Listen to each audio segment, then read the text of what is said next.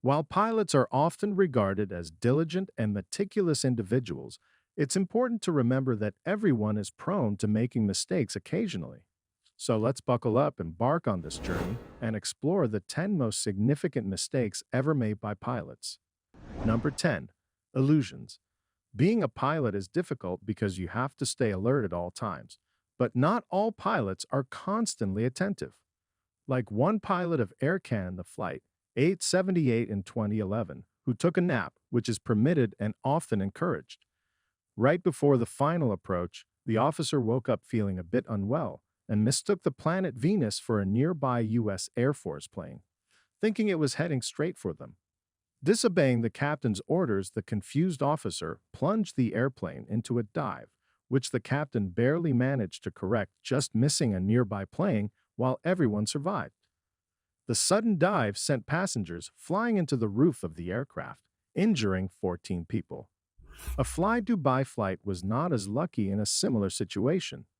In 2016, pilots of Fly Dubai Flight 981 were caught in dense clouds and started doing flyovers near their intended runway in order to prevent wind shear from crushing the plane. Sadly, the clouds played with their senses in such a way that they misjudged their altitude and location, and the plane did a nosedive directly into the runway, which was filmed by nearby cameras. Just goes to show how difficult a pilot's job is. Number 9. Missing the airport by a long shot. Have you ever simply trailed off and forgot what you were doing? Well, at least you weren't flying a plane at the time. Back in 2009, two Northwest Airlines pilots got into a heated discussion about airline policy, which seemed to be so important that they managed to forget that they were flying a damn plane and trailed off the planned course for an hour and 18 minutes. During the incident, the pilots went radio silent and all air traffic control's inquiries went unanswered, which prompted concern that the plane might have been hijacked or completely lost. Thankfully, air traffic control managed to reach a plane that was in the area, and it managed to contact the two pilots, which were at that point in time 150 miles away from their intended landing site. The whole incident had a happy ending, though, as the pilots managed to get back on course and land all of the 140 passengers safely, but the pilots were suspended for such an incompetent move that could have ended in disaster. Imagine if they were discussing today's politics. They would have gotten halfway around the world before they got back to reality. Number 8. The Southwest Pilot Ranter. The only difference that separates this pilot from your average sexist homophobe is that the average guy has the common decency not to broadcast his views. Captain James Taylor was a Southwest Airlines pilot that made headlines back in 2011 for accidentally broadcasting a conversation he had after his headpiece got stuck on broadcast. In his enlightening speech, James talked about his past 6 months of unsuccessful courtship, openly discussing his views on gays, grannies, and grandies, which I can only assume is something quite insensitive. Here's a few of the highlights from his terrain. But to top it all off, he later went on to complain about his coworker who refused to go on a date with him, and an instance where two chicks refused to sleep with him after an assumingly lovely night of racist rants. This little speech was broadcast over the air traffic control frequency, which means that every plane in the Houston area got to hear this motivational speech, some who even warned him during his speech. Nonetheless, he carried on, eventually apologizing in an awkward way at the end of his rant, and you knew this was coming. James sent out a heartfelt apology letter, and thus he got to keep his job and presumably go on to fight against the gay agenda. Number 7. Definitely high. A Lion Air pilot was arrested back in 2012 after he was caught flying a plane under the influence of methamphetamine. Props to him for not drinking and flying, but you'd imagine that this isn't in compliance with a rule or two. The pilot was due to flying a Makassar, but was caught just hours before the flight because a random drug test actually caught his nasty habit before it caused others harm. Oddly enough, the pilot didn't get his license revoked, but was rather sent to rehab and will be fit to fly once more after he gets out. Number 6. Playtime in the sky. Giving your kid the wheel and a car is cute and all, but not if said car has 75 passengers, is traveling at hundreds of kilometers an hour, and is kilometers above the ground, but that hasn't stopped some in 1994 Aeroflight 593 had a normal flight until relief pilot Krinsky brought his two children in the cockpit while he was on duty. As a charming little gesture, the captain allowed his children to sit in the co-pilot seat, but sadly, he didn't completely notice what they were doing. Shortly after, the plane started to bank to one side and slowly lose control as extreme G-force were applied to the cockpit's occupants, who had no ability to regain control of the plane. Sadly, as much as the pilots tried, the aircraft crashed on a remote hillside, and all of the passengers lost their lives. To rub salt into the wound, the nature of the incident wasn't revealed for a long time as the airline company denied all claims of children being inside the cockpit. Number 5. Averting complete disaster. You'd assume they teach airline pilots the difference between a runway and a taxiway, but it seems that Air Canada had other priorities. The unnamed pilot of Air Canada Flight AC 759 made headlines in 2017 when he was preparing for the final approach to San Francisco International Airport, despite 4 giant planes being on the runway below him. The pilot allegedly got confused as he flew above the taxiway and saw some lights below him, even though air traffic control repeatedly told him that he was clear to land. Turns out air traffic control was right about the landing.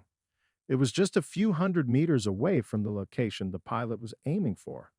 Luckily, a brave, solid air traffic control noticed the mistake while the pilot was a mere 50 meters above the planes and immediately ordered him to turn around for another go at the landing.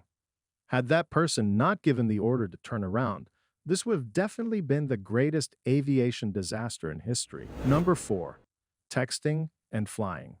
If you think texting and driving is bad, imagine texting while focusing on all these controls. In 2012, the pilot of a Jetstar Airways flight was preoccupied with his mobile phone and managed to forget one of the most crucial parts of landing a plane. Lowering the landing gear, while some 400 feet above the ground, the pilot and co-pilot snapped back to reality as the alert went off to warn them, but it was too late as the landing gear didn't have time to fully deploy. Luckily, the pilot managed to pull up and get the plane under control in order to try again for another landing. Number 3. Flying under the influence. The thought of having a drunk pilot is terrifying, but for one pilot, it's the norm. In February of this year, David Hans Amston pleaded guilty to flying commercial planes under the influence during his career as a pilot. That's almost 20 years of drunk flying. Perhaps at that point you'd be more scared for him to fly sober. Then again, since co-pilots exist, the thought of a single drunk pilot isn't too scary.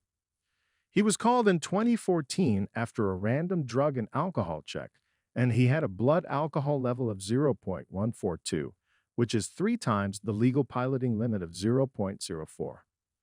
While being over the legal limit isn't technically drunk, this could have ended really badly. David Hans is now facing 1 year in prison for his gross misconduct. Number 2. Tenerife Airport Disaster. While the previous entries probably made you laugh, this one is a bit depressing. In 1977, 2 Boeing 747 passenger jets collided on the runway of now Tenerife North Airport, which led to the deaths of 583 people. During the time of the disaster, there was a terrorist incident at Gran Canarias Airport, which caused a lot of flights to go to Tenerife, and thus caused huge traffic problems. Their 2 Boeing 747 passenger jets collided on the runway, KLM Flight 4805 and Pan Am Flight 1736. After an investigation by Spanish authorities, the root cause was discovered. The pilot of the KLM flight made a mistake and thought that he had clearance from air traffic control to proceed with takeoff, but he didn't. The runway was shrouded in fog, and the plane hit the other one, which was still on the runway, but about to turn off onto the taxiway. While KLM tried to protect their pilot naturally in the end, they accepted the blame and reimbursed the victims' families. But this simple pilot mistake marked a huge turning point in aviation history, influencing lots of improvements in air traffic control and pilot communication. Before I reveal number one, have a look at some other pilots that would have clearly done better with a comedy career. First, here's a pilot that obviously wouldn't mind if anxious people started jumping out of the plane in a frantic craze. But if that didn't get a chuckle out of you, have a look at a man that could have set the record for most heart attacks caused by one person. Number one, once in a lifetime selfie.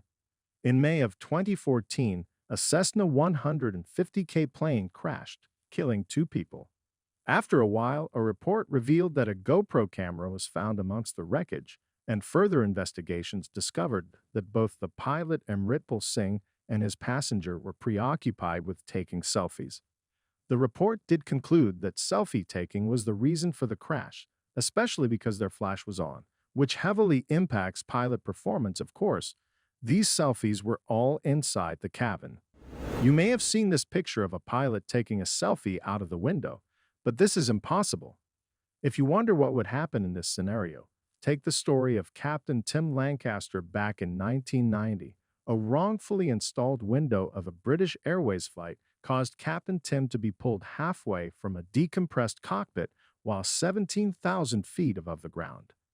Luckily, though, his co-pilot managed to grab him by his legs and prevent him from flying away. They made an emergency descent to reach an altitude with sufficient air pressure and then made an emergency landing. Despite just holding onto him, the co-pilot got frostbite on his face and fingers, while Tim Lancaster endured 22 minutes of freezing wind chill. He survived with frostbite, bruising, shock and fractures to his right arm, left thumb, and right wrist. The professionalism of his team is a testament to just how well trained and skilled most pilots are despite these mistakes. Most pilots are first class. Have you ever experienced anything frightening in the sky? Let me know in the comments section down below, and thanks for watching.